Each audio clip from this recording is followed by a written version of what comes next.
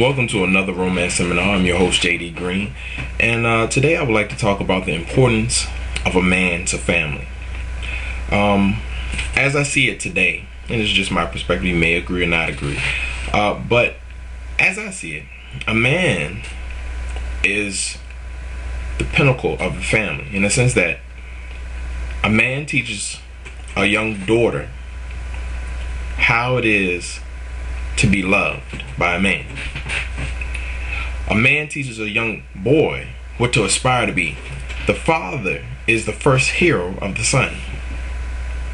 So I guess the best way you can really identify the importance of these things, these elements, these pieces of a personality a man brings to the table, is by looking at the situation if he wasn't there.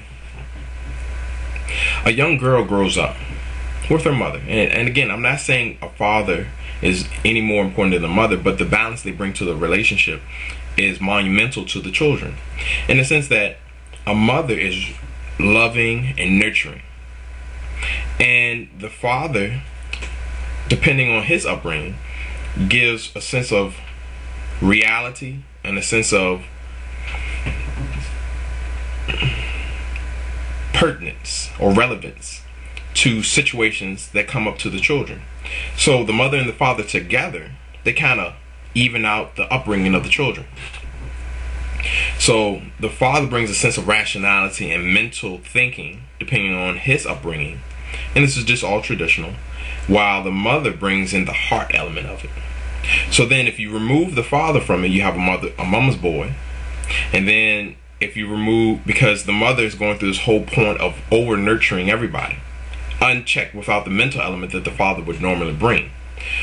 So the daughter, she gets this whole perspective of that she's supposed to be loving and nurturing and things of this nature as to everything, but she kind of leaves out that reasoning side that the father would normally bring. Not saying the mother isn't reasoning, but she's thinking, these are my babies, these are my children, so she's going to love them up.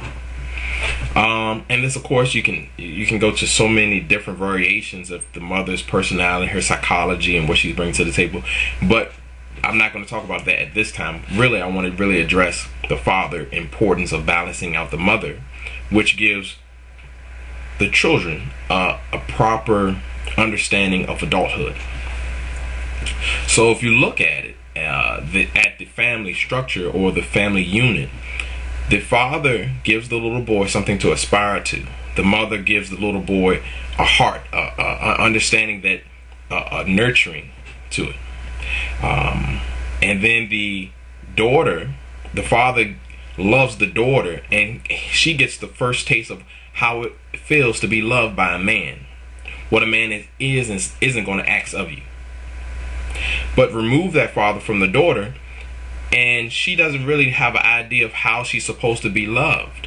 So as she goes through life, she's going through haphazardly and trial and error, in the sense that she's going through this whole procession of men, and she's trying to figure it out as she goes, because she doesn't have a model, a guide to guide her through, to say, oh, that's a man and that's not a man. She has to figure it out on her own and listen to her friends who may not be as capable of deciphering or telling the difference between a man and a woman as she is. And so it's a sense of the blind leading the blind. So a man really gives this whole perspective of, he sets the tone for the rest of the life for a daughter and a son.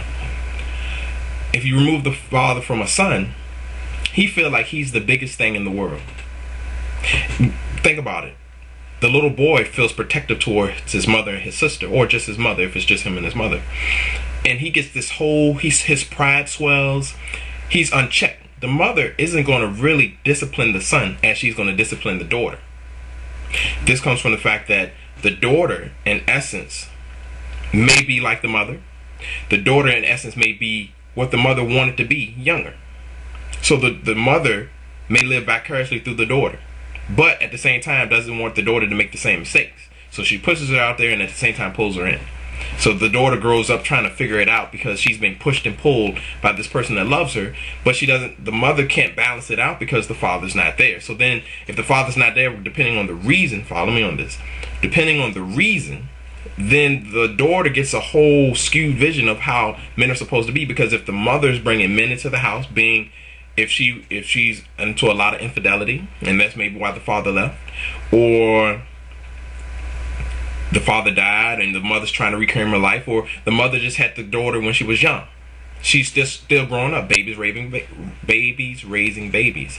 So you look at it, it's just so many skewed versions. And if that family unit is so important because those personalities balance out each other, and then they give the children a proper foundation from each side of the halves. One is thinking with the heart and one is thinking with the head. So going back to the son, he has this whole aspect where he's like, well, I'm the baddest man on the planet. I'm the head of household. My father wasn't here. I got to take care of everything. So when he goes into the world of work,